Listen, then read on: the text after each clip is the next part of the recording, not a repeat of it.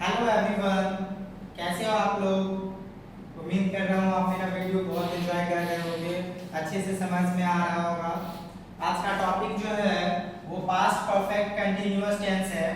थोड़ा सा मुश्किल है बट उतना मुश्किल नहीं है, ठीक है। So this part of past tense shows an action that was continuing past for the period of time or point of time। हम ना ऐसे ऐसे एक्शन इस पार्ट से देखते हैं जिसमें पास्ट में ना कुछ समय के लिए या फिर वो पीरियड ऑफ टाइम के लिए हो या पॉइंट ऑफ टाइम के लिए हो चल रहा होता है पास्ट में। ओके, जैसे I had been teaching you for 2 months, she had been living in Delhi since January. So identity की बात करें तो क्रिया के अंत में हिंदी वाली जो क्रिया होती है उसके अंत में रहेगा ता आ रहा था, ती आ रही थी, ते आ रहे थे। ऐसे ऐसे वर्ड आपको देखने को मिलेंगे, ठीक है। इसके बाद देखो मॉडल ऑफ सेंटेंसेस देखोगे तो आपको अच्छे से समझ में आएगा।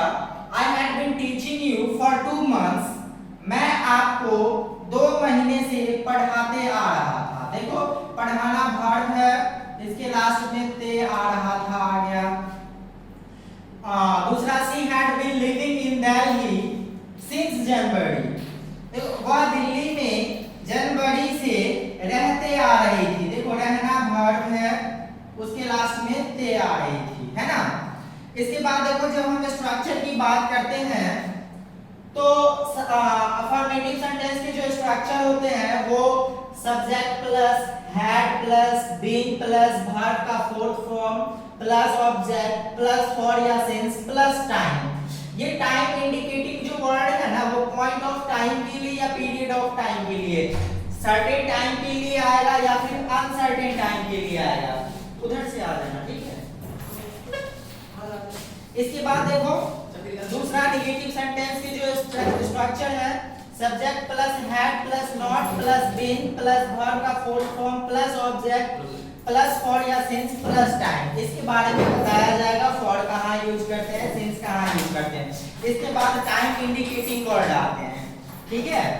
इंट्रोगेटिव नेगेटिव में देखो had plus subject plus not plus been plus before plus object plus for या सिंस प्लस टाइम।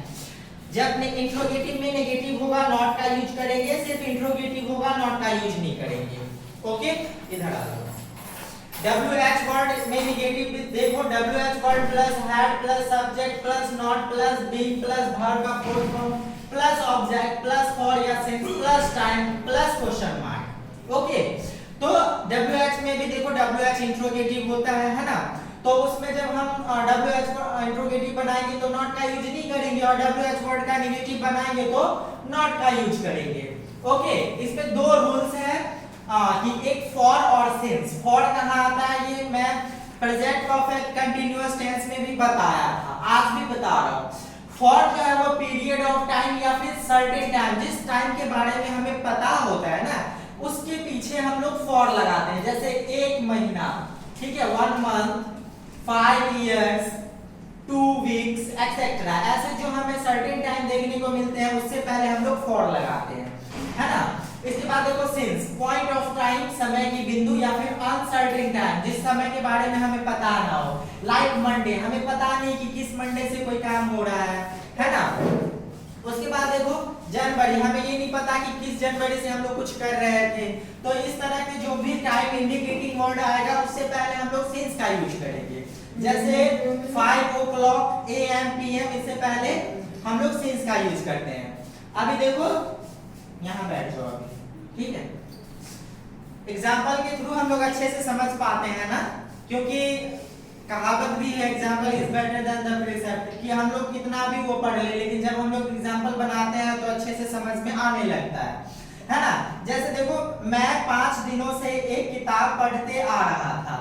देखो पढ़ना वर्ब है, इसके लास्ट में ते आ रहा था, है ना।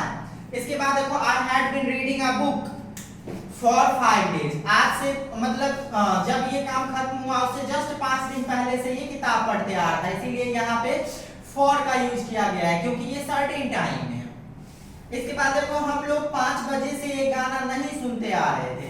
We had not been listening a song since 5 o'clock. हमें पता नहीं है कि कौन से 5 बजे से, आज के सुबह 5 बजे से या कल के सुबह 5 बजे से, तो इससे पहले since का यूज किया गया है। क्या आप 2 दिनों से गरीबों की मदद करते आ रहे थे? Had you been helping the poor for 2 days?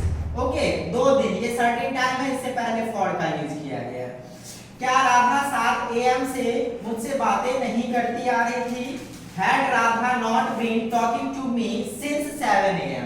देखो since 7 AM, आप पता नहीं आज के 7 बजे या कल के 7 बजे, है ना, आज के 7 सुबह में 7 बजे से या कल के सुबह में 7 बजे से, तो ऐसे टाइम इंडिकेटिंग वर्ड से पहले since का यूज करते हैं। ओके, लास्ट है, वह 2 घंटे से क्यों क्रिकेट खेलते आ रहा था? Why had he been playing cricket for 2 hours?